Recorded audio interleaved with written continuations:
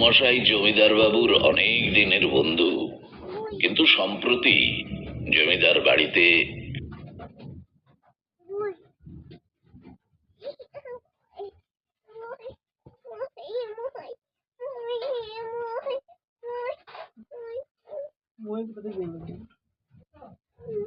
এমন এমন কিছু ঘটনা নাকি ঘটেছে, যার ফলে জমিদারির ভবিষ্যৎ সম্পর্কে তিনি চিন্তিত হয়ে পড়েছেন। বিশেষভাবে জমিদারের একমাত্র পুত্র, তার পরিস্থিতি ক্রমশ খারাপের দিকে যাচ্ছে। তো আমি নায়েব মশাইকে জিজ্ঞেস করলাম, ও আচ্ছা, তো নায়েব মশাই কি হয়েছে তার? মানে কি যে হয়েছে সেটাই তো বোঝা যাচ্ছে না। আগে ভালোই ছিল, কিন্তু বর্তমানে সে নিজেকে একটা ঘরে আটকে ফেলেছে, বাইরে আসতে চায় না। সব সময় কেমন ভয়ে ভয়ে থাকে। এখন তো একদমই খাওয়া দাওয়াও করতে চায় না। তাই নাকি? কেন? কোনো ডাক্তার দেখানো হয়নি? ডাক্তার? হ্যাঁ, শহরে নিয়ে গিয়ে ডাক্তার দেখানো হয়েছে। শহর থেকে ডাক্তার নিয়ে এসে দেখানো হয়েছে, কিন্তু কোনো লাভ হয়নি ঠাকুর মশাই। তো এই ব্যাপারে আমার কাছে এসেছেন কেন? মানে আমি তো ডাক্তার নই, তাই বলছি আর কি। শুনুন আগে সবটা। এখন বেশ কিছুদিন ধরে এসে সব জায়গায় সাপ দেখছে, ভয় সিটিয়ে থাকছে সব সময়। আমার যেটা মনে হয়। কি কি মনে হয় আপনার? হ্যাঁ, তাহলে একটু আগের থেকেই বলি। জমিদার বাবুর প্রথম স্ত্রী মারা গিয়েছেন, তখন ছেলেটির বয়স ছিল 8 বছর।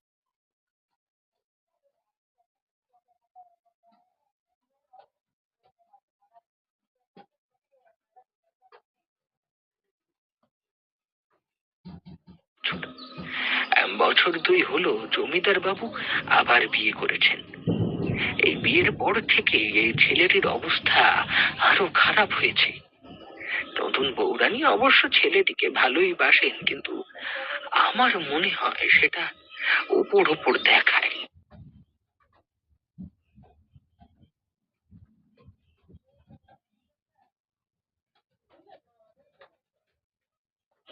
বিশেষভাবে জমিদার বাবুকে কিছুতেই বোঝানো যাচ্ছে না। আমি আকারে ইঙ্গিতে অনেকবার বলেছি, বুঝলেন। হ্যাঁ, সবই তো বুঝলাম, কিন্তু কথা হচ্ছে যে মানে এখানে আমার যে কি করণীয় সেটাই তো আমি ঠিক বুঝতে পারছি না। আপনি যদি একটু জমিদার বাড়িতে গিয়ে ছেলেটিকে একটু দেখেন আর কি। ওর উপরে কেউ কুপ্রভাব বিস্তার করেছে। আপনি যদি কিছু করে ছেলেটাকে বাঁচাতে পারেন, না হলে বড় কোনো বিপদ হয়ে যাবে। জমিদার বাবুর ওই একটি মাত্র সন্তান, ও আমারও সন্তানের মতো ঠাকুর মশাই। অনিচ্ছা সত্ত্বেও বললাম, ঠিক আছে, যখন বলছেন এত করে, আর একটা ছোট ছেলের ব্যাপার, ঠিক আছে। ঠিক আছে, ঠিক আছে, আপনি রাজি হয়েছেন, এতেই মনে হচ্ছে আমার মনের ভার অনেক কমে গেল। তবে আপনি আমার সাথে যাবেন না? হ্যাঁ, আমি আপনাকে ঠিকানা, গাড়ি ভাড়া সব দিয়ে যাব। আমি যাবার 2 দিন পর আপনি যাবেন, কেমন? এই কথা বলে তিনি বিদায় নিলেন। তো আমি তার 2 দিন পরে রওনা দিলাম। বীরভূম স্টেশনে নেমে বাসে করে আরো কিছুটা যেতে হবে। গ্রামের দিকে বাস দিনে একটা, তো সেই বাস আস্তে আস্তেই বিকেল হয়ে গেল, বুঝতে পারলে। তারপর কুতুবপুরে যখন নামলাম তখন প্রায় অন্ধকার। তবু বাস স্টপেজের কাছে একটা চায়ের দোকান ছিল, সেখানে জমিদার বাড়ির কথা জিজ্ঞেস করলাম। তো দোকানি উত্তর দিল, ও প্রায় আধ ঘন্টা হাঁটতে হবে। তো কি আর করব, রওনা দিলাম। লোকটি বারবার সাবধানে যাওয়ার কথা বলল। বুঝলাম না কেন? তো যাই হোক, মন থেকে চিন্তা দূর করে রওনা তো দিলাম। গ্রামের রাস্তা, বুঝতে পারলে, হয় দুদিকে জঙ্গল, নয় পুকুর। আস্তে আস্তে দিনের আলো নিভে এলো।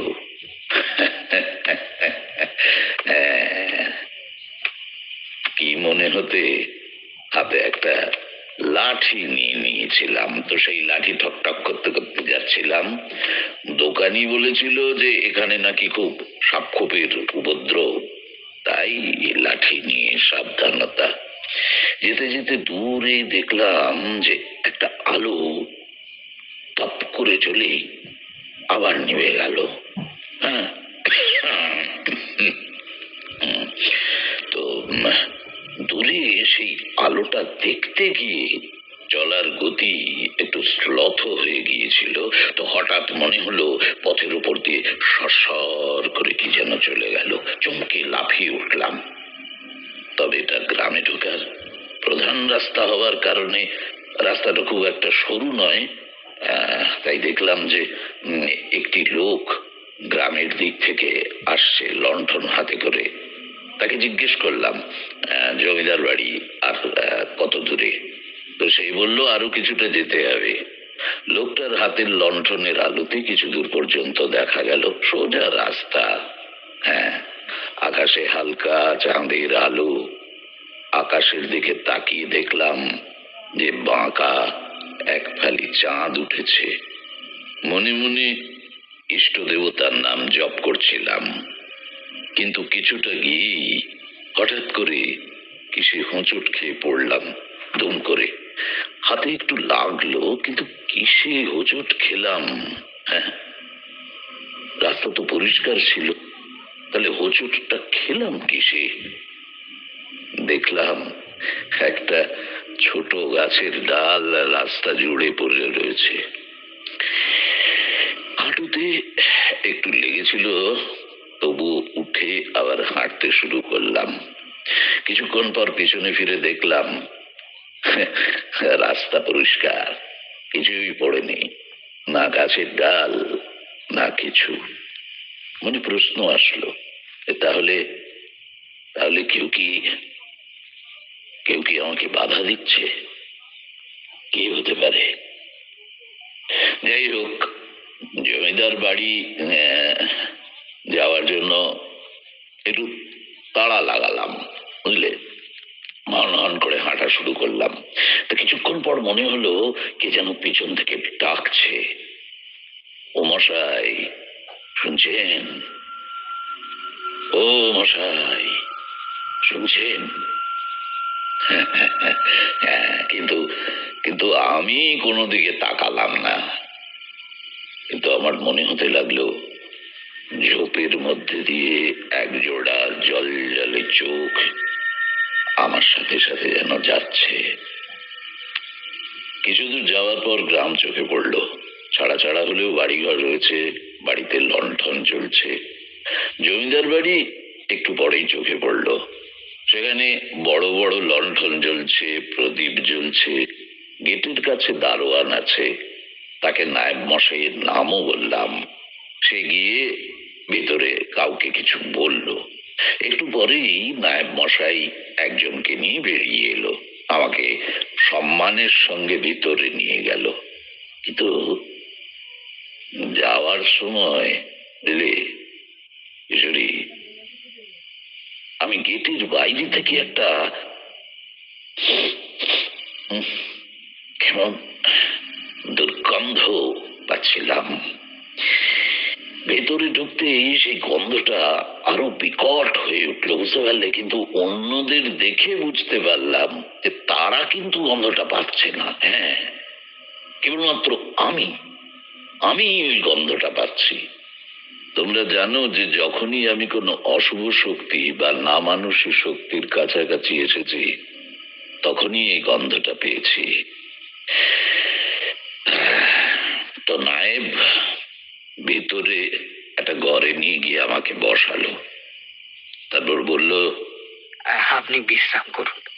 আপনার দেরি হচ্ছিল দেখে আমি একজনকে পাঠিয়েছিলাম পথ দেখিয়ে নিয়ে আসার জন্য। সে আপনাকে ডাক দিয়েছিল, কিন্তু আপনি বোধহয় শুনতে পাননি। বুঝলাম, কেউ একজন ডাকছিল আমাকে পিছন থেকে। তাকেই বোধহয় নায়েব মশাই পাঠিয়েছিল। কিন্তু আমি তো নিশির ডাক ভেবে আর পিছনে তাকাইনি।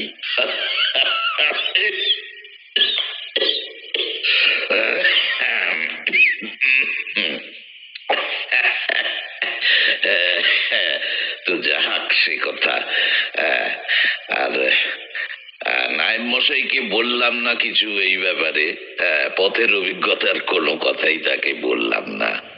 আপনি ব্রাহ্মণ, আমাদের হাতে তো খেতে পারবেন না। চাল ডাল আনাজপাতি দিয়ে রান্নার জোগাড় করে দেওয়া হবে একটু পরে। ওই ওই বাইরে, হ্যাঁ, ওইখানে জল আছে। আমি সব সামগ্রী পাঠিয়ে দিচ্ছি, কেমন? হ্যাঁ। ক্লান্তিতে শুয়ে পড়েছিলাম, কিন্তু যেন ঘরের ভিতরে কিন্তু সেই দুর্গন্ধটা আর পাচ্ছিলাম না। ঘন্টা খানেক পরে নায়েব মশাই দরজাটা ভেজিয়ে দিলেন, এসে বসলেন আমার সামনে একটা চেয়ারে। তারপর বললেন, আমি আপনার পরিচয় দেব আমার শ্বশুর বাড়ির গ্রামের লোক বলে। এদিকে এসেছিলেন, তাই আমার সঙ্গে দেখা করতে এসেছেন, কেমন? আচ্ছা, বেশ, তাই হবে, ঠিক আছে। আজ একটু কষ্ট করে রান্না করে খেয়ে নিন, খেয়ে শুয়ে পড়ুন ঠাকুর মশাই। তবে ওই বাইরে একজন চাকর থাকবে, কোনো দরকার হলে ওকে ডাকবেন। কাল সকালে আপনাকে সব দেখাবো, কেমন? এই বলে নায়েব চলে গেল। একটু পরে চাকরটার সাহায্যে একটু ভাতে ভাত রান্না করে ঘি দিয়ে মেখে খেয়ে শুয়ে পড়লাম। ক্লান্ত ছিলাম, এক ঘুমে রাত একেবারে কাবার হয়ে গেল। পরদিন সকাল সকাল উঠে বাইরে বেরোলাম। বাড়ির চারপাশে অনেক গাছপালা, ফুল ফলের গাছ। গাছপালার ফাঁক দিয়ে সকালের নরম রোদ এসে পড়েছে। গাছে পাখি ডাকছে। দূরে একটা পুকুরের বাঁধানো ঘাট দেখা যাচ্ছে। এমন মনোরম পরিবেশ দেখে মনে হচ্ছে না যে এখানে কোনো খারাপ ঘটনা ঘটতে পারে। নায়েব মশাই যে ছেলেটির কথা বলেছিল, তার সাথে একবার দেখা করা দরকার বলে মনে হলো। আর একটা কথা, গতকাল রাতে যে দুর্গন্ধটা আমি পেয়েছিলাম, সেটা কিন্তু আর পাচ্ছিলাম না। বাগানে ঘুরতে ঘুরতে নায়েব মশাইয়ের সাথে দেখা হলো। তিনি বললেন, জমিদার বাবু বেলা 9টার পর কাচারি বাড়িতে আসেন, তখন তার আপনার দেখা করিয়ে দেব। আর জমিদার বাবু ছেলেটির গতকাল থেকে জ্বর হয়েছে, সে একেবারে নির্জীব হয়ে পড়ে আছে ঠাকুর মশাই। আমি বলেছি তাকে আপনি একবার দেখবেন। এখন চলুন, জল খাবার গ্রহণ করে প্রস্তুত হয়ে নেবেন। হঠাৎ কি মনে হতে আমি জিজ্ঞাসা করলাম, আচ্ছা নায়েব মশাই, এই জমিদার বাড়ির কুলদেবতা কে? এই জমিদারের কোনো এক পূর্বপুরুষ নাকি এখানে একটি কালো পাথর খুঁজে পেয়েছিল, দেবী মূর্তির আকারের। আর তাতে নাকি দুটো সাপ জড়ানো ছিল, তাই মা মনসা রূপে তাকে প্রতিষ্ঠা করা হয়েছিল। কাছারি বাড়িতে গিয়ে বসেছিলাম, কিন্তু জমিদার বাবু এলেন দেরি করে। নায়েব আমার সাথে জমিদার বাবুর আলাপ করিয়ে দিল। ইনি হলেন তারানাথ চক্রবর্তী, জ্যোতিষের সাথে সাথে তন্ত্র চর্চাও করেন। আমার শ্বশুর বাড়ির গায়ের মানুষ। আমি বলছিলাম কি, খোকা বাবুকে যদি ইনি একবার দেখেন। ডাক্তার পত্র তো অনেকই দেখালাম। নমস্কার জ্যোতিষী মশাই। আমার ছেলেটির বড় অসুখ, দিনে দিনে যেন শুকিয়ে যাচ্ছে, অথচ কোনো রোগ ডাক্তার থেকে কবরেজি মশাই কেউই ধরতে পারছেন না। আপনি একবার দেখতে পারেন নায়েব মশাই যখন বলছেন। ইয়ে না মানে, আমি বলছিলাম কি, অনেক সময় কোনো অপদেবতার ছায়া টায়া মানুষের গায়ে লাগলে এইরকম হয়। তাই উনি তান্ত্রিক মানুষ, এটা ধরতে পারবেন, তাই ওনাকে আর কি। এই কথা বলে আমাকে ভিতরের মহলে নিয়ে গেল নায়েব মশাই। সঙ্গে একজন দাসী। একটা ছোট্ট ঘরের সামনে গিয়ে দাসী দরজা ঠক ঠক করে ডাকলো। দরজাটা একটু ঠেলা দিতেই সেটা খুলে গেল। দিনের বেলাতেও অন্ধকার ঘরটা। আবার, বুঝতে পারলে, আবার সেই গন্ধটা যেন আমার নাকে এসে লাগলো, একটা বিশ্রী পচা দুর্গন্ধ। ঘরটায় একটাই জানালা, আর সেটা বন্ধ। অন্ধকারটায় একটু চোখ সয়েলে দেখলাম যে একটা 10-12 বছরের ছেলে ঘরের একটা কোণে জড়সড় হয়ে বসে আছে। দাসে গিয়ে তার গায়ে একটু ঠেলা দিতেই সে চোখ খুললো, কিন্তু তার চোখে একটা কেমন অদ্ভুত দৃষ্টি। ছেলেটা কিন্তু আমাদেরকে দেখেও একটু নড়ল না, শুধু অদ্ভুত দৃষ্টিতে আমাদের দিকে তাকিয়ে তারপর চোখ বুজে ফেললো। আমি আমি স্থির দৃষ্টিতে তার দিকে তাকিয়েছিলাম। ছেলেটির শরীরের চারপাশে একটা কালো বলয়, ওকে কোনো দুষ্ট ছায়া ঘিরে রয়েছে, কিন্তু কিন্তু কিসের ছায়া, কিসের? হঠাৎ হঠাৎ ছেলেটি মেঝেতে শুয়ে পড়ে। তার সামনে একটা রেকাবিতে কিছুটা দুধ ছিল। সে মেঝেতে শুয়ে পড়ে জিভ দিয়ে সেটা চুপ চুপ করে খেতে শুরু করে দিল। অদ্ভুত, বিচিত্র। তার হাত দুটোর কোনো ব্যবহার সে করছে না, শুধু মাথাটা একটু নড়ছে। হ্যাঁ, একটু পরে সে আবার স্থির হয়ে শুয়ে পড়ল। আমরা সবাই ঘর থেকে বেরিয়ে এলাম, তবে ঘরের মধ্যে কিসের যে একটা গন্ধ পাচ্ছিলাম, বিশ্রী পচা, সেটা আন্দাজ করে উঠতে পারলাম না। আবার ফিরে এলাম কাছারি ঘরে। জমিদার বাবু জমিদার বাবু জিজ্ঞাসু দৃষ্টিতে তাকিয়েছিলেন আমার দিকে। জিজ্ঞাসা করলেন, কেমন দেখলেন খোকাকে? বেচারি খুবই দুর্বল হয়ে পড়েছে। কথা কিছু বললো? দেখো, যতই জমিদার হোক, তার পিতৃ হৃদয়ের উদ্বেগটা বুঝতে পারলাম। হ্যাঁ, কিন্তু তার প্রশ্নের কোনো উত্তর আমি দিলাম না, বরং তাকেই জিজ্ঞাসা করলাম, দেখুন জমিদার বাবু, আপনাকে আমি কয়েকটা প্রশ্ন করব, মানে যদি আপনার আপত্তি না থাকে। বলুন না, আমি আমার সাধ্যমতো উত্তর দেব। আপনার প্রথম স্ত্রী মানে খোকাবাবুর মা কিভাবে মারা গিয়েছিলেন? তার মৃত্যু হয়েছিল অপঘাতে, সাপের কামড়ে। তিনি বড় লক্ষ্মীমন্ত ছিলেন। তার মৃত্যুর পর থেকে কি যে হলো খোকা বাবুর, মা মরা ছেলে। মা মরা ছেলে বলেই তো বিয়ে করে তার নতুন মাকে আনলাম। বিশ্বাস করুন, তার নতুন মা কিন্তু তাকে খুব যত্ন করে রাখে। তবুও কেন যে বাচ্চা আমার শুকিয়ে যাচ্ছে। আচ্ছা ঠাকুর মশাই, আপনি কেমন দেখলেন সেটা বলুন। কোনো অপদেবতার ভর টর হয়নি তো? যদি বলেন কোনো যাগযজ্ঞ করতে হয় তো আমরা করব। আমি চুপ করেই রইলাম। আসলে ওই ছেলেটির চারিদিকে একটা ছায়া আমি দেখতে পেয়েছিলাম, কিন্তু কিসের ছায়া সেটা বুঝতে পারিনি। আর ছেলেটা এরকম অদ্ভুত ভাবে শুয়ে শুয়ে মুখ দিয়ে দুধ খাচ্ছিল। এই অদ্ভুত আচরণের মানেটাই বা কি? ভাবতে থাকলাম মনে মনে যে যদি যজ্ঞ করি, কিসের ভিত্তিতেই বা করবো আমি যজ্ঞ? হ্যাঁ, একটা শান্তি সস্তায়ন করাই যায়, কিন্তু তাতে বিশেষ লাভ হবে না। ওই ওই ওই কালো ছায়াটা, হ্যাঁ, ওর উপর থেকে ওই কালো ছায়াটা সরাতে হবে, তা নইলে কোনো কাজ হবে না। তো যাই হোক, জমিদার বা নায়েবকে এসব কথা বললাম না। বললাম,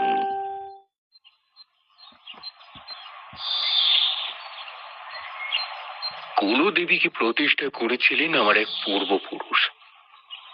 তাহলে আপনাকে খুলেই বলি, আমি যতদূর জানি, আমার ঠাকুরদার ঠাকুরদা এখান থেকে দূরে একজন জমিদারের লেঠেল ছিলেন। দিনের পর দিন তার সাহায্যে ওই জমিদার তার জমিদারি বিস্তৃত করেছিল গ্রামের পর গ্রাম জুড়ে। পরে সে যখন বুড়ো হয়ে যায়, জমিদার বাবু তাকে ওই অঞ্চলের জমিদারি দান করেন। ওই অঞ্চলে তখন লোক বসতি বিশেষ ছিল না। আমার পূর্বপুরুষের একটা লেঠেল বাহিনী ছিল। তারা জঙ্গল কাটিয়ে, পুকুর কাটিয়ে, ধান জমি বার করে বসবাস শুরু করে এখানে। এই জমিদার বাড়ি তখন এত বড়ও ছিল না। জমিদার বাড়ি পরে বড় করা হয়।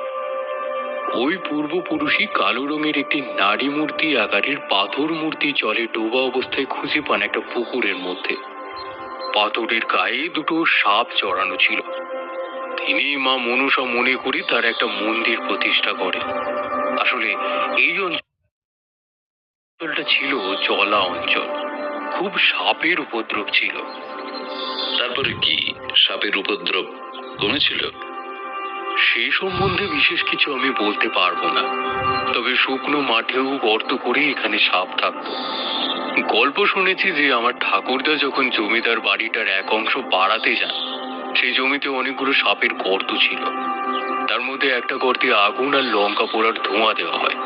একটা কাল নাগিনী সর করে বেরিয়ে যায়, কিন্তু পরে আর একটা সাপকে মৃত অবস্থায় বার করা হয়।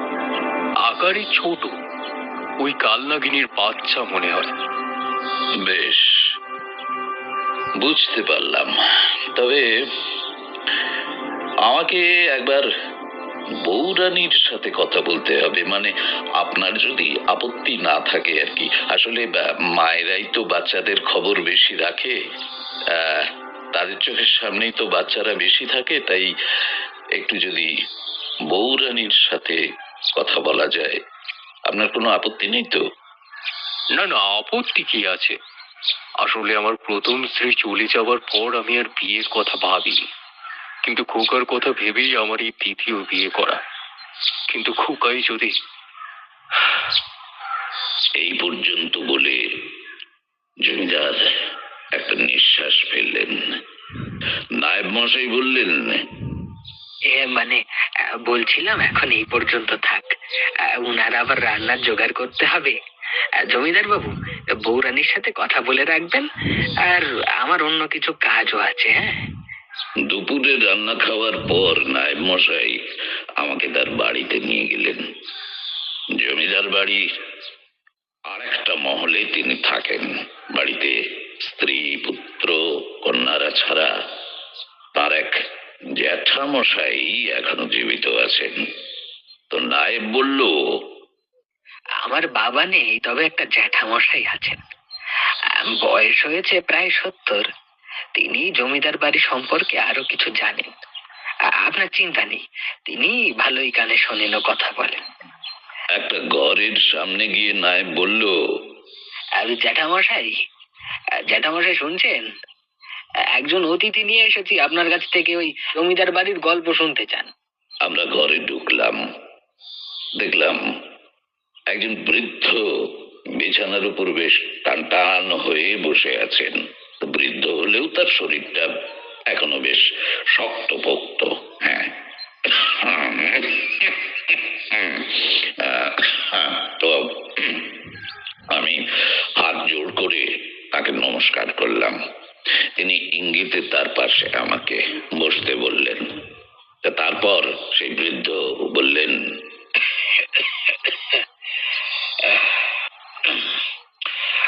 আপনারা? আগে আমি ব্রাহ্মণ, এই দেশ বিদেশ ভ্রমণ করে বেড়াই আর কি। কখনো কখনো একটু জ্যোতিষ চর্চাও করি। সামান্যই বলতে পারেন।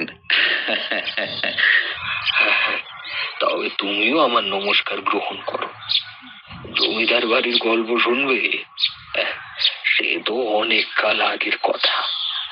তবে জমিদার বাড়িটা আজ ঠিক জায়গায় হয়নি, সেটা বলতে পারি।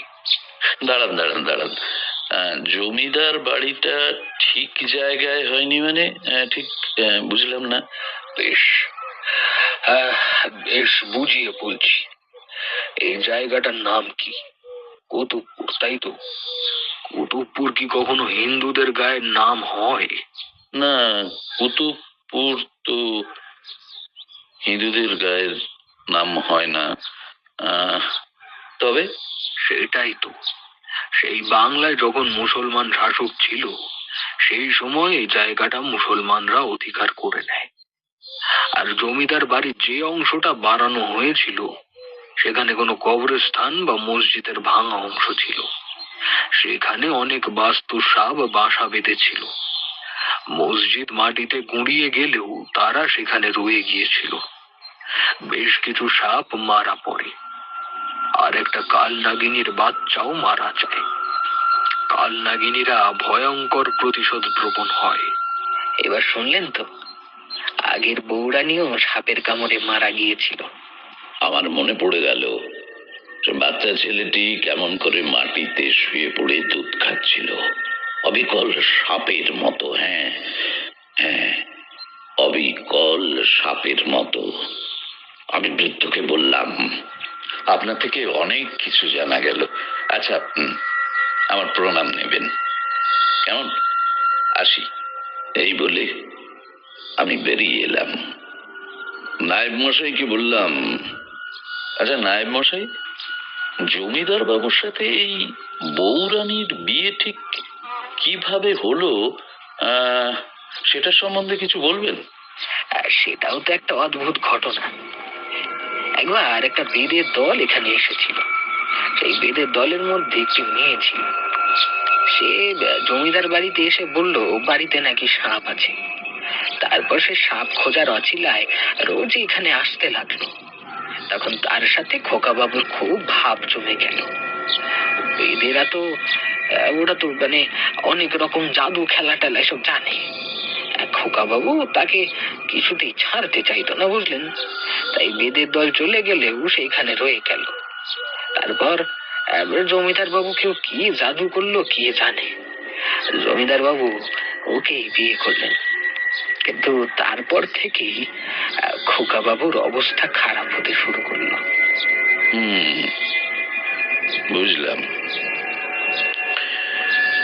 নায়েব মশাই, বৌরানীর সাথে আমি একবার দেখা করতে চাই। এই কথা বলে তারানাথ একটু চুপ করলো, তারপর বলল, এই দাঁড়াও একটু, হ্যাঁ, হুঁকোটা নিয়ে আসি। আসলে ঘন ঘন সিগারেট তো খাওয়া যাবে না। হ্যাঁ, আর হুঁকোতে তামাক না টানলে এই গলাটা কেমন যেন শুকিয়ে আসছে। হ্যাঁ, কথা বলতে গেলে মজা পাচ্ছি না। দাঁড়াও, হুঁকোতে দুটো টান দিলে ঠিকঠাক সব হবে। দাঁড়াও, হুঁকোটা নিয়ে আসি একটু, দাঁড়াও। এই বলে তারানাথ ভেতরে চলে গেল। এর অর্থাৎ তারানাথ আমাদের একটু ধূমপান করার সুযোগ করে দিল। আগেও আপনাদের বলেছি, আমরা তারানাথের সামনে কোনোদিনও ধূমপান করি না। এরকম বিভিন্ন সুযোগ তারানাথ আমাদের তৈরি করে দেয় গল্পের ফাঁকে। সেই সময় আমি আর কিশোরী ঘরের বাইরে বেরিয়ে বারান্দায় দাঁড়িয়ে কাঁচি সিগারেট পান করি। কিশোরী দুটো কাঁচি সিগারেট বার করে আমাকে একটা দিল, নিজেও ধরাল, বলল,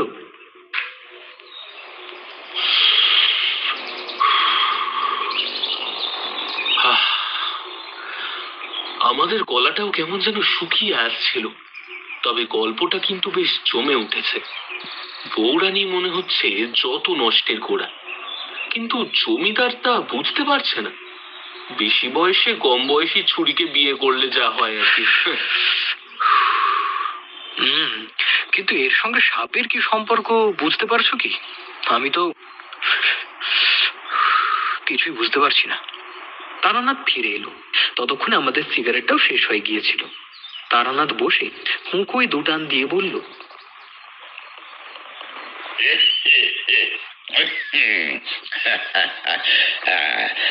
ওই চারি রান্না চড়িয়েছে, বুঝতে পারলে। বললো যে কাকা বাবুদের বলো দুটো ডাল ভাত খেয়ে যেতে। আমরা দুজনই বলে উঠলাম, আজ নয়, আজ আমাকে তাড়াতাড়ি বাড়ি ফিরতে হবে। ঠাকুর মশাই, আপনি গল্প শুরু করুন। বৌরানীর কথা শোনার অপেক্ষায় আছি আমরা। হ্যাঁ, তো বৌরানীর সাথে দেখা হলো পরদিন, কিন্তু সেই রাতে একটা ঘটনা ঘটনা ঘটলো, বুঝতে পারলে? যাতে করে আমি যা অনুমান করেছিলাম সেটা একটা পরিপূর্ণ বিশ্বাসে পরিণত হলো। কি ঘটনা ঘটলো? সাপের ছোবল খেলেন? একদম ঠিক ধরেছ। হ্যাঁ, ছোবল খাইনি, খেলে তো অক্কা পেতাম। রাতে শুয়ে পড়েছিলাম, ঘরে একটা প্রদীপ জ্বলছিল, বুঝতে পারলে? ঘুমিয়ে পড়েছিলাম। হঠাৎ করে এক সময় ঘুমটা ভেঙে গেল। ঘরে কেমন যেন একটা জান্তব গন্ধ। বিছানায় উঠে বসলাম। তোমরা তো জানো যে আমার কিছু বিশেষ শক্তি আছে, যার ফলে আমি আগাম বিপদ অনুমান করতে পারি, আর বিপদ থেকে উদ্ধার পেতেও পারি। প্রদীপের আলোয় দেখলাম ঘরের চার কোণের দিক থেকে চারটে সাপ আমার আমার দিকে এগিয়ে আসছে, বেশ লম্বা। কালকে উঠি আমার বিছানার চারপাশে এসে ফনা তুলে তারা দাঁড়ালো। লক লক করছে তাদের জিভটা। একটা ছোবল দিলেই শেষ। আমি কাঠের মতো স্থির হয়ে বসে নাগ মন্ত্র জপ করতে লাগলাম। কতক্ষণ তা জানি না। সম্বিত ফিরে পেতে দেখলাম ঘর ফাঁকা, কিছু নেই। তাও তাও অনেকক্ষণ বসে, কাছে একটা লাঠি ছিল, সেটা দিয়ে টক টক শব্দ করে তারপর নিচে নামলাম। প্রদীপটা ধরে ঘরের চারদিকে দেখলাম, না, কোনো গর্ত কিছু নেই। তাহলে তাহলে ওরা এলো বা কি করে? হ্যাঁ, নাকি নাকি আমার মনের ভুল? তারপর আবার ভোরের দিকে একটু ঘুম এলো। স্বপ্ন দেখলাম এক নারী মূর্তিকে। সেই নারী মূর্তি আমাকে বলল, চলে যা, চলে যা এখান থেকে, না হলে মরবি। এই বংশকে আমি শেষ করব। এরা আমার বংশকে শেষ করেছে, কেউ কিচ্ছু করতে পারবে না। তুই চলে যা, চলে যা। দেখলাম নারী মূর্তিটার দুই হাতে আর কপালে সাপের উল্কি চিহ্ন, আর জিভটা লকলকে।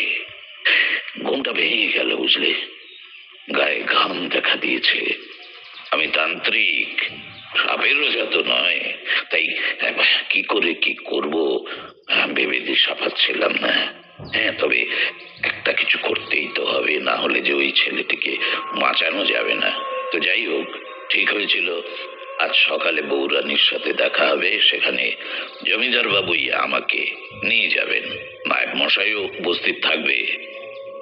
জল খাবার খাবার পর জমিদারের সাথে ভিতরের মহলে প্রবেশ করলাম।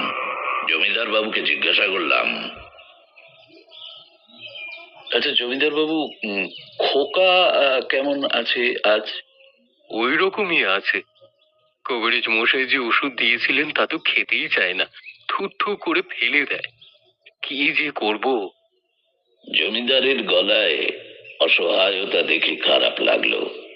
ভেতরের মহলে প্রবেশ করে একটা ঘরে বসলাম। পুরনো আমলের আসবাবপত্র দিয়ে ঘরটা সাজানো। একটা সোফায় বসলাম। ঘরে ধূপ জ্বালানো, কিন্তু তাও কিসের একটা গন্ধ আমার নাকে এসে লাগছিল। ওই ঘরের মাঝখানে একটা স্বচ্ছ পর্দা ঝোলানো। সেখানে একজন বসে রয়েছে। তার গায়ের গয়নাগাটি থেকে ঝনঝন একটা আওয়াজ আসছে। জমিদার বাড়ির বউ, সে কি পরপুরুষের সামনে আসতে পারে? সেই কারণেই এই পর্দার ব্যবস্থা। জমিদার বাবু পর্দা সরিয়ে ভিতরে গেলেন।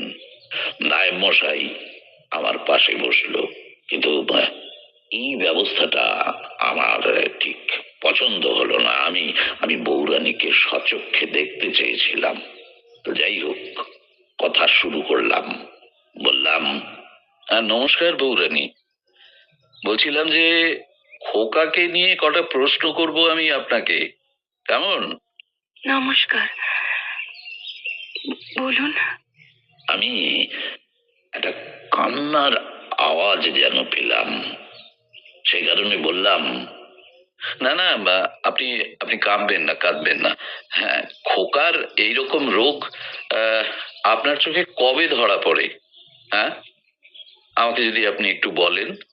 প্রায় 2 বছর হলো খোকা এরকম করছে। আগে তো ভালোই ছিল, আমাকে মামা করে ডাকতো। তারপরে হঠাৎই একদিন আমার দেওয়া খাবার ফেলে দিল, চেঁচামেচি শুরু করলো। তাকে কিছুতেই থামানো যাচ্ছিল না, মেঝে শুয়ে ছটফট করতে লাগলো। কিন্তু তারপর কত যত্ন করে ডেকেছি, খাওয়াতে চেয়েছি, কিন্তু সে হাসতেও চায়নি, খেতেও চায় না।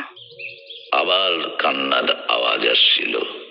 সেই কারণে আমি চুপ করে থাকলাম। তারপর হঠাৎ করেই বললাম, আচ্ছা 1 মিনিট বৌরানী, বলছিলাম যে আপনি এই গ্রামে এসেছিলেন যাদের সঙ্গে, তাদের সাথে আপনার এখনো যোগাযোগ আছে? হ্যাঁ। এই কথা শুনতেই কান্নার আওয়াজ থেমে গেল। এই শেষ করে একটা যেন আওয়াজ, আর তারপরেই বৌরানীর গলার আওয়াজ যেন বদলে গেল। যে এতক্ষণ কাঁদছিল সে কিন্তু এখন তীক্ষ্ণ স্বরে বলল, এসব কি প্রশ্ন? এসব প্রশ্নের জবাব আমি দিই না। আপনি কে? হ্যাঁ, আমাকে এসব প্রশ্ন করার সাহস আপনি পেলেন কি করে? তাদের সাথে আমার যোগাযোগ আছে কিনা তা জেনে আপনি কি করবেন? বুঝলাম, সঠিক জায়গায় ঘা দিয়েছি। আরো বললাম, কেন, এগুলো কি আপনার গত জন্মের কথা? তো তাদের থেকে যে কোনো ওষুধ নিয়ে এসে আপনি খোকা বাবুকে খাওয়াননি, সেটা আমি বুঝবো কি করে? জমিদার বাবুকে তো আপনার ছলাকলা দিয়ে আপনি বশ করেছিলেন, তো খোকাকে সেই পথে বশ করা যাবে না, তাই কি আপনি এই পথ নিলেন? বৌরানী, আমার কথা শেষ হবার সঙ্গে সঙ্গে বৌরানী ভয়ঙ্কর মূর্তিতে পর্দা সরিয়ে বেরিয়ে এলো। তীব্র স্বরে বলল, এই মুহূর্তে বাড়ি থেকে চলে যাবে, না হলে ভয়ানক বিপদে পড়বেন। চলে যান, চলে যান আমার সামনে থেকে। আপনি আমাকে চেনেন না। আমি উঠে দাঁড়িয়েছিলাম ততক্ষণে। নরম স্বরে বললাম, চিনেছি চিনেছি, আপনাকে চিনেছি বলেই তো কথাগুলো বললাম। নমস্কার। আমাকে প্রশ্ন আমি কিছুতেই মেনে নেব না। বৌরানীর গলা দিয়ে একটা তীক্ষ্ণ আওয়াজ বেরিয়ে এলো। ওদিকে ওদিকে জমিদার বাবু, নায়েব মশাই দুজনেই ব্যস্ত হয়ে পড়েছেন। জমিদার বাবু আমার দিকে একটা জ্বলন্ত দৃষ্টিতে তাকিয়ে বৌরানীকে শান্ত করতে ব্যস্ত হয়ে পড়ল, আর নায়েব মশাই আমার হাত ধরে টেনে নিয়ে বলল, আপনি কি করলেন? আরে আপনি চলুন, আপনি চলুন। এই গোলমালের মধ্যে আমি যা দেখার দেখে নিয়েছি। বৌরানীর 2 হাতে, পায়ে আর কপালে সাপের উল্কি, আর এই জন্যেই আমি বৌরানীকে একবার দেখতে চাইছিলাম। নায়েব মশাই একেবারে আমাকে টেনে নিয়ে তার জ্যাঠার ঘরে গিয়ে ঢুকিয়ে দিলেন। বৃদ্ধ জিজ্ঞাসা করলেন, কি হলোটা কি? কি আবার হবে? এনার প্রাণ বাঁচানোটা এবার আমার পক্ষে মুশকিল হয়ে যাবে। বৌরানীকে ইনি যেসব প্রশ্ন করেছেন, আমি তখনই জানতাম বৌরানীকে যখন জমিদার বাবু বিয়ে করলেন তখনই এই বংশের শেষ ঘনিয়ে এসেছে। সেই অভিশাপ এই বংশকে তাড়া করে বেড়াচ্ছে। আর বুঝি রক্ষা নেই। নায়েব আমাকে এই ঘরে বসিয়ে বারবার বলে গেল আমি যেন বাইরে বের না হই। বৃদ্ধর দিকে তাকিয়ে দেখলাম ইনি পদ্মা আসনে বসে ধ্যান করছেন। বুঝলাম ইনি একজন বিশেষ ক্ষমতা সম্পন্ন মানুষ, কিন্তু আমাকে যে বেরোতেই হবে, খোকার কাছে যেতে হবে, তার থেকে লক্ষ্য রাখতে হবে, না হলে বৌরানী তার চরম ক্ষতি করে দেবে। বেশ কিছুক্ষণ পর ধ্যান ভেঙে বৃদ্ধ তার হাতের থেকে একটা শেকড়ের মতো কি আমাকে দিলেন। বললেন, এটা এটা তোমার সঙ্গে রাখো, বিপদ তোমার থেকে দূরে থাকবে।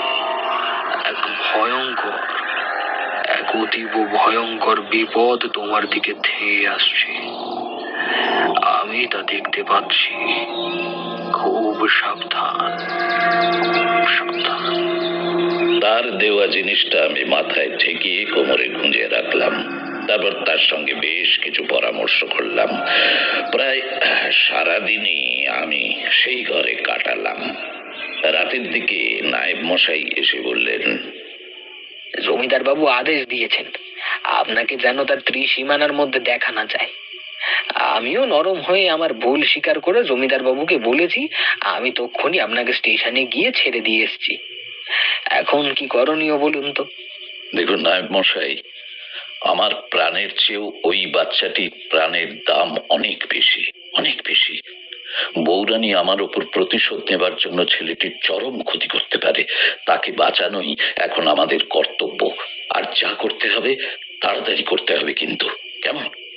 কিন্তু এত তাড়াতাড়ি কি এসব করা সম্ভব হবে? আর এসব তো গোপনে করতে হবে। সেটাও কিভাবে সম্ভব তাও বুঝতে পারছি না। অত্যন্ত গোপনে, কারণ বৌরানীর মহলের একটা দাসীও যেন কিছু জানতে না পারে। ও জমিদার বাবুকে যেমন বশ করেছে, তার মহলের দাসীদেরও বশ করে রেখেছে ও। আপনি আপনি একটা কাজ করবেন, খোকা বাবুকে দেখতে যাবার নাম করে খোকা বাবুর ঘরের কাছে যাবেন, কেমন? আর আপনার কোনো একজন বিশ্বস্ত দাসীকে বলবেন ওই খোকার ঘরের দিকে নজর রাখতে, কারণ বৌরানী তার ঘরে গেছে কিনা সেটাও দেখা দরকার। কি, কেমন তো? আচ্ছা, দেখছি দেখছি কি করা যায়। সব জোগাড় করে আপনাকে আমি খবর দেবো, কেমন? সেই রাতে আর কিছু খেলাম না, উপোস করেই থাকলাম। বৃদ্ধ ঘুমিয়ে পড়েছেন। রাত্রিবেলা নিস্তব্ধ, শুধু কিছু ঝিঝি পোকার ডাক শোনা যাচ্ছে। হঠাৎ মনে হলো যে বাইরে ঝমঝম করে একটা আওয়াজ। দরজার দিকে তাকাতে দেখলাম একটা সুন্দরী মেয়ে দরজার কাছে এসে দাঁড়িয়েছে। পরনে বেদের মেয়েদের মতো পোশাক, মুখটা অবিকল বৌরানীর মতো। দরজাটা ভেজানো ছিল, অল্প দরজাটা খুলে আমাকে সে ডাকছে। এসো, চলে এসো, তুমি যা চাইছো তাই পাবে। এই দেখো।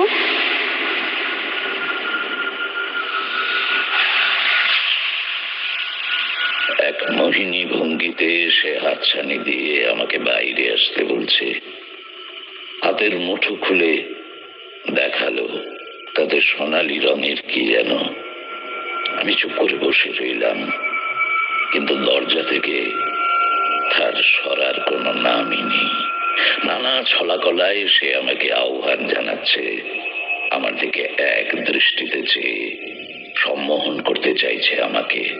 হাত দিয়ে সেই কোমরে গুঁজা শিকড়টাকে খুঁজলাম, আর তারপরেই সে দাঁত কিড়মিড় করতে করতে ছুটে চলে গেল। কিছুক্ষণ চুপচাপ। হঠাৎ হঠাৎ বাইরে যেন ঝড় উঠল। সে কি প্রবল ঝড়, গাছপালা বাড়ি ঘর যেন উল্টে ফেলবে। আমি বসে বসে ইষ্ট মন্ত্র জপ করছি। ঝড় থেমে যাওয়ার পর শুরু হলো শেয়াল ও কুকুরের ডাক। হঠাৎ হঠাৎ বন্ধ দরজার ফাঁক দিয়ে দেখলাম একটা শেয়ালের চোখ, জল জল করছে সেই শেয়ালের চোখ। আমি বুঝতে পারছিলাম যে সবই আমাকে ভয় দেখানোর প্রচেষ্টা। অপেক্ষা করছি কখন নায়েব মশাই আসেন। প্রায় মাঝরাতে তিনি এলেন। বললেন, বাবা, প্রাণ হাতে করে এলাম। এত শিয়াল কুকুর এখানে এলো কি করে কে জানে। তারপর দেখি লতাগুলো যেন ষাঁড় বেঁধে চলেছে। ভয়ে তো আমার আত্মারাম খাঁচা। ওরে বাবা, শুধু জ্যাঠার দেওয়াই মন্ত্রপুত শিকড়ের জোরে প্রাণ হাতে করে ফিরতে পেরেছি। এই নিন, দেখুন তো সব জিনিসপত্র আনা হয়েছে কিনা। লঙ্কা, সর্ষে, যজ্ঞের জন্য নিম কাঠ, কাকের বাসার কাঠি, পুরনো হরিতকি, ঘি, আর এই যে শগুনের পাখার পালক, আর একটা মরা বেড়ালের 3টি হাড়। হ্যাঁ হ্যাঁ হ্যাঁ, সব ঠিক আছে। আহ, আরো কয়েকটা দ্রব্য, হ্যাঁ সেটা আমার কাছেই আছে, হয়ে যাবে। কিন্তু হ্যাঁ, আর একটু পরেই কিন্তু মহেন্দ্রক্ষণ, ঠিক সেই সময়ে আমাদের কাজটা করতে হবে। কেমন?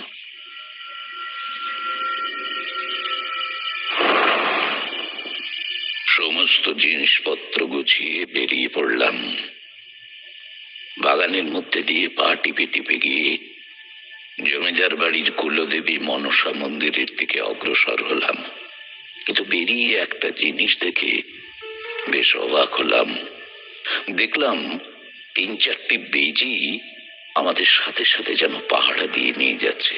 তো বুঝলাম যে সাপের উপদ্রব থেকে রক্ষা করার জন্যই বেজিগুলো আমাদের সাথে সাথে যাচ্ছে। তো যাক, শেষ পর্যন্ত মন্দিরে পৌঁছলাম আর বেজিগুলো চলে গেল। নায়েব মশাইয়ের কাছে মন্দিরের চাবি ছিল। দরজা খুলে ভিতরে প্রবেশ করে দরজা ভেজিয়ে দিলাম। মা বিশ্বহরী আর মহামৃত্যুঞ্জয় যজ্ঞ একসাথে করতে হবে। সেই যজ্ঞের ভস্য নিয়ে খোকার ঘরে যেতে হবে। তাহলে খোকার উপর যে অশুভ শক্তি বহর করেছে তাকে দূর করা যাবে। কিন্তু খুব গোপনে কাজটা সারতে হবে, কারণ বউরানী জেনে গেলে প্রাণপণে বাধা দেবার চেষ্টা করবে। নায়েব মশাইয়ের বৃদ্ধ জ্যাঠামশাই একটা সময় বলে গিয়েছিলেন, চাঁদ ডুবে যাবে কিন্তু অন্ধকার থাকবে, এমন একটা সময়ে যজ্ঞ শুরু করতে হবে। কিন্তু যজ্ঞের শুরুতেই বাধা। যজ্ঞের কাঠ ভেজা, অথচ জ্বালানো হলো, কিন্তু ঘর ধোয়ায় ভরে গেল। বহু কষ্টে যজ্ঞের কাজ শুরু করা গেল, কিন্তু সময় চলে যাচ্ছে। হঠাৎ হঠাৎ ওপরে ঘন্টায় দেখি ঢং ঢং করে আওয়াজ। তাকিয়ে উপরের ঘন্টার শিকল ধরে নেমে আসছে বিশাল একটা সাপ। হঠাৎ হঠাৎ উপর থেকে জল পড়ে যজ্ঞের আগুন নেভে গেল। দেখলাম সাপটার মুখ থেকে ফেনা ফেনা কি যেন একটা পড়ছে। আমার আমার ঘটিতে একটা মন্ত্রপুত জল ছিল, সেই জলটা উপরে ছড়ে দিলাম। সাপটা সাপটা মুখে অদৃশ্য হয়ে গেল। আবার ঘি ঢেলে ঢেলে আগুন জ্বালালাম। জোরে জোরে মন্ত্র পড়তে লাগলাম। ওম বিশ্বহরিং মা মনসায় নমঃ। ওম মস্তিকস্য মুনির্মাতা ভগিনী বাসুকিস্তথা यरत्कादू मुनिर्पत्नी मनसा देवी नमस्तुते। नाग नागीनां प्रेतजोनीनां ॐ त्र्यम्बकं यजामहे सुगन्धिं पुष्टिवर्धनम् उर्वारुकमिव बन्धनान् मृत्योर्मुक्ष्योमामृतात्।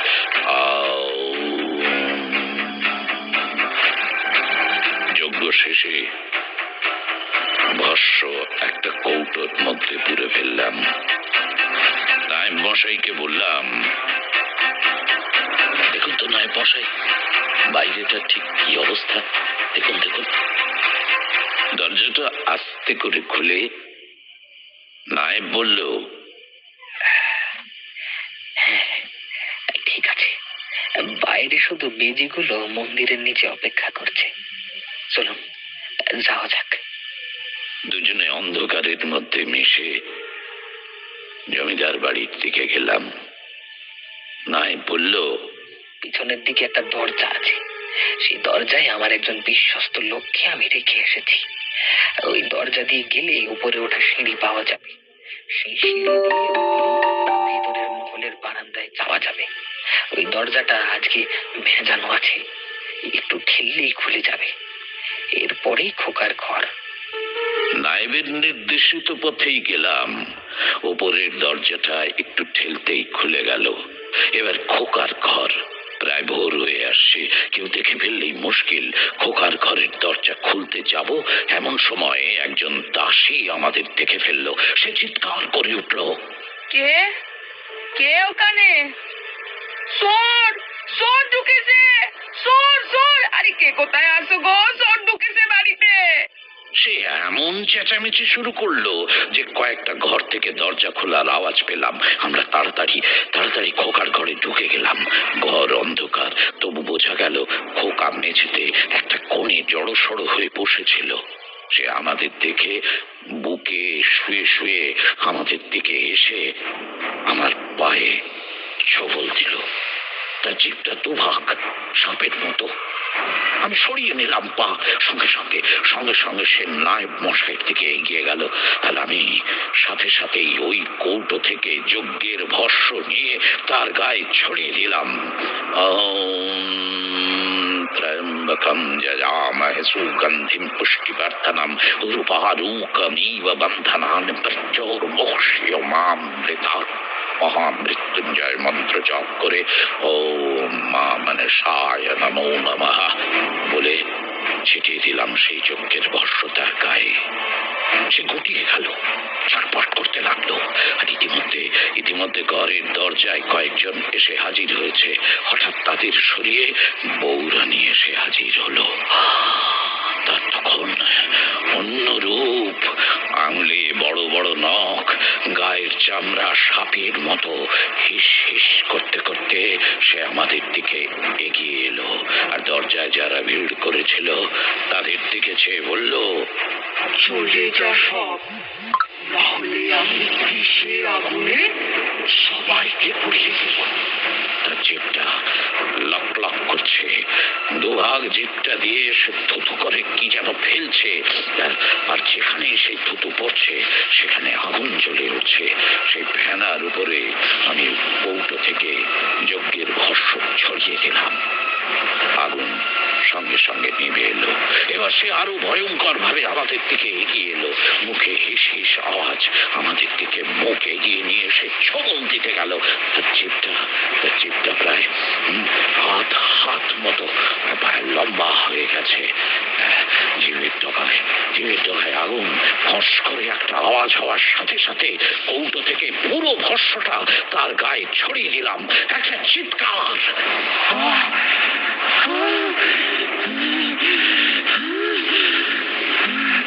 তোরা কে? তোরা? তোদের শেষ করবো আমি। চোখ চেয়ে সামনে দেখলাম সেই সুন্দর দেহটা একটা প্রেতে পরিণত হলো। কালো বিভৎস একটা প্রেত মূর্তি। আস্তে আস্তে সেই প্রেত মূর্তিটা মাটিতে পড়ে গেল। আর একটু পরে সেটা একটা সাপে পরিণত হলো। কিন্তু কালো একটা পোড়া সাপ। দরজায় একটা আওয়াজ শুনে চমকে তাকালাম। দেখলাম জমিদার বাবু। কি বিভৎস! একে নিয়ে আমি এতদিন ঘর করছিলাম, কি সর্বনাশ করেছি আমি। খোকার কি হয়েছে? খোকাকে দেখলাম মেঝেতে পড়ে রয়েছে। আর তার পাশে সাপের চামড়ার মতো কি একটা পড়ে। ছুটে গিয়ে খোকার মাথাটা কোলে তুলে নিলাম। বুকে হাত দিয়ে দেখলাম না, নিঃশ্বাস পড়ছে। জমিদার বাবুকে বললাম, আর ভয় নেই জমিদার বাবু, আর ভয় নেই। হ্যাঁ, খোকা এবার ভালো হয়ে যাবে। এক কাজ করুন, খোকাকে কোলে তুলে বাইরে একটা ঘরে নিয়ে গিয়ে শুয়ে দিন। হ্যাঁ, তুলুন। হ্যাঁ, আসুন। হ্যাঁ, এদিকে। হ্যাঁ, ঠিক।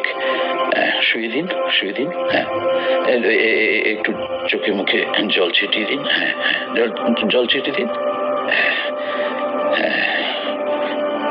দাঁড়ান, দাঁড়ান। এই কোমরের শেকড়টা দিয়ে আমি খোকার মুখে একটু বুলিয়ে দিয়ে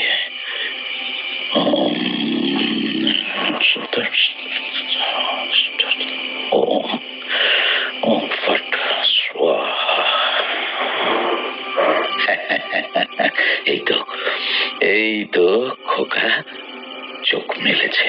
দেখুন, দেখুন, দেখুন জমিদার বাবু, খোকা চোখ মেলেছে। হ্যাঁ, হ্যাঁ, হ্যাঁ, খোকা চোখ মেলেছে। খোকা জমিদার বাবুর দিকে তাকিয়ে বলল, বাবা, বাবা আমার, কতদিন পর তোর মুখ থেকে বাবা ডাকটা শুনলাম। জমিদার বাবু তার ছেলেকে জড়িয়ে ধরে তার গায়ে মাথায় হাত বুলোতে লাগলেন। তার গলা ভেঙে এলো। বাবা ছেলের এই মিলনের দৃশ্য দেখে আমাদেরও চোখ শুকনো থাকলো না। আমি মনে মনে ভগবানের কাছে প্রণাম জানিয়ে বললাম, তোমার অসীম করুণা ভগবান, অসীম করুণা তোমার।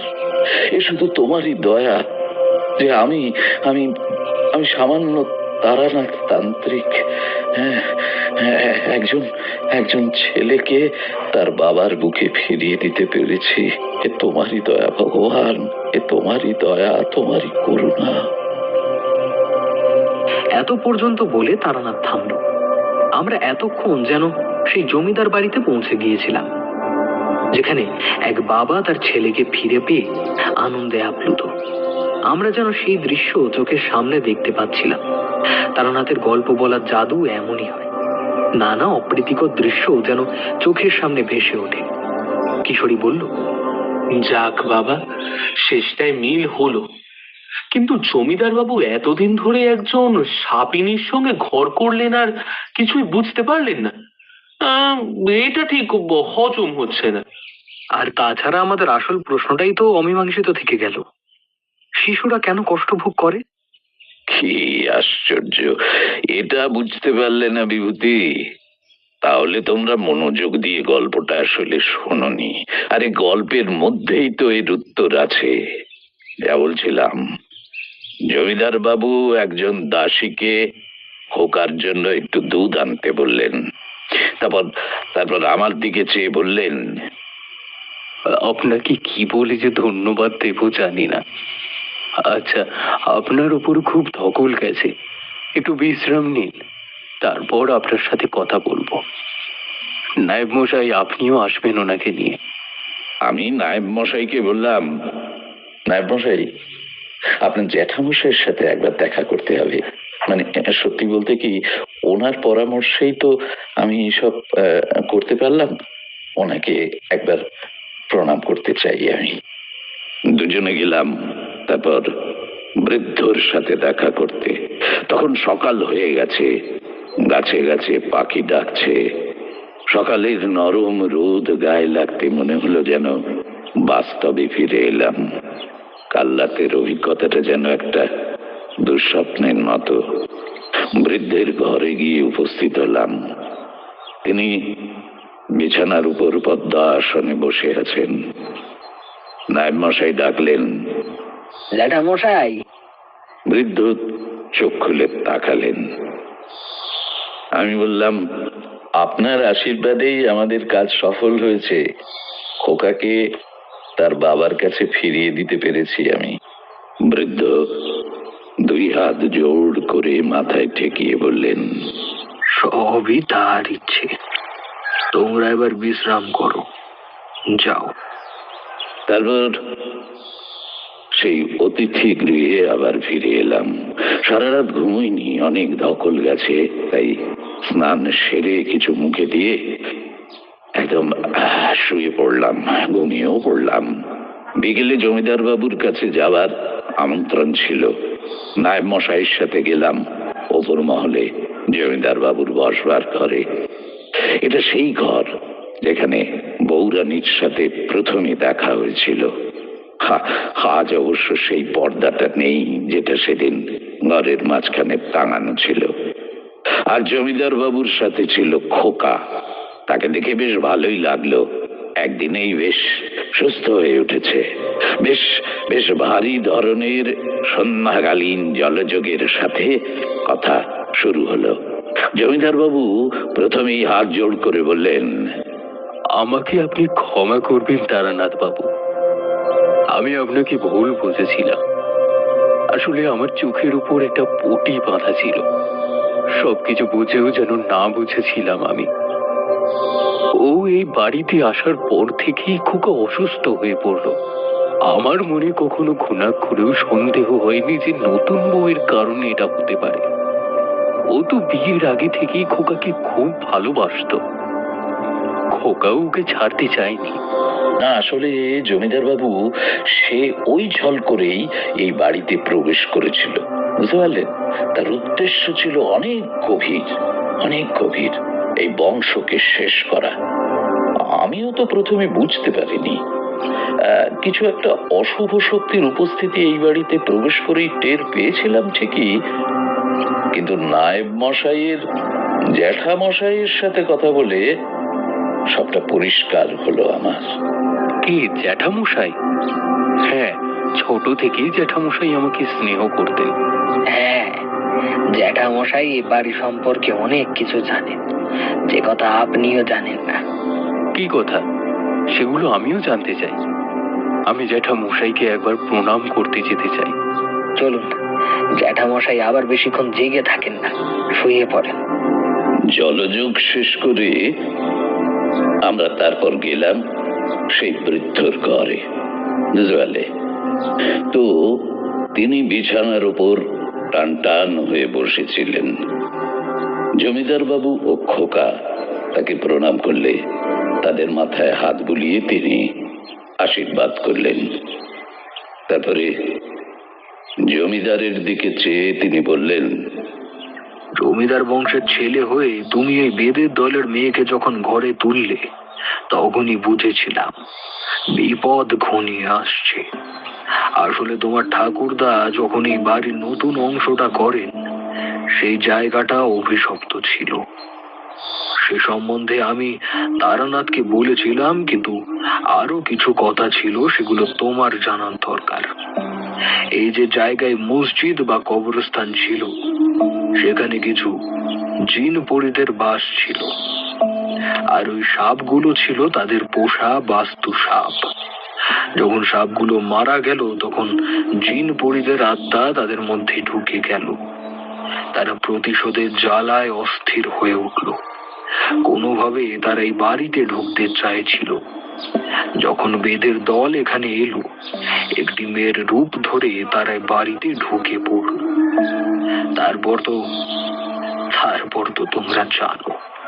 তাই তারানাথকে আমি বলেছিলাম বিশেষ কিছু তন্ত্রের কথা, যে তন্ত্রক্রিয়া একজন বিশেষ শক্তিশালী তান্ত্রিকই করতে পারে।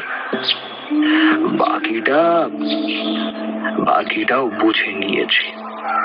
নিজের শক্তি দিয়ে যজ্ঞে সফল হলো, আর এই বংশটাও বেঁচে গেল, বুঝলে? এতগুলো কথা একসঙ্গে বলে বৃদ্ধ একটু থামলেন। জমিদার বাবু তাকে প্রণাম করে বেরিয়ে এলেন, সঙ্গে আমরাও বেরিয়ে এলাম। পরদিন জমিদার বাবুর থেকে বেশ মোটা রকম পারিতোষিক নিয়ে আমি দেশে ফিরলাম। কিন্তু এখানে একটা প্রশ্ন আছে। ওই জিনপরির ঘটনা তো অনেকদিন আগে, তারা প্রতিশোধ নিলে তো আগে নিতে পারতো, তাহলে তারা এই ছেলেটাকে বেছে নিল কেন?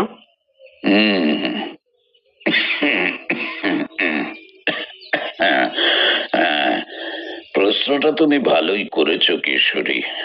দেখো দেখো আত্মা যে কোনো শরীরকে আধার করে সেই শরীরে প্রবেশ করতে পারে না।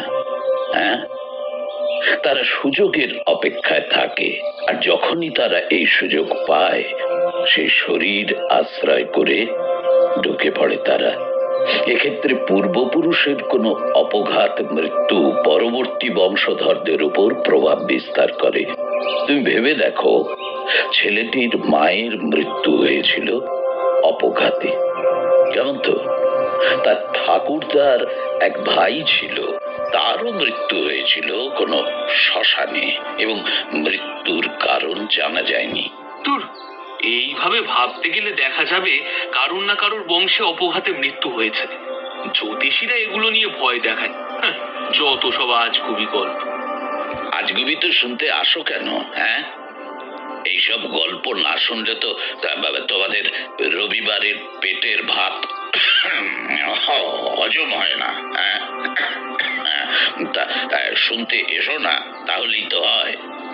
আমি ব্যাপারটা সামাল দিতে বললাম, কিশোরের কথা ধরবে না ঠাকুর মশাই, ও ওরকম বলে, আবার গল্পগুলো উড়িয়েও দিতে পারে না। গল্প নয়, গল্প নয়, বুঝতে পারলে? এগুলো হলো তারানাথ তান্ত্রিকের জীবনের সব রহস্যময় ঘটনা, যেগুলো শুনতে হয়তো গল্পের মতো, কিন্তু কিন্তু আসলে এগুলো গল্প নয়। তোমাদের অনেকবার বলেছি, এগুলো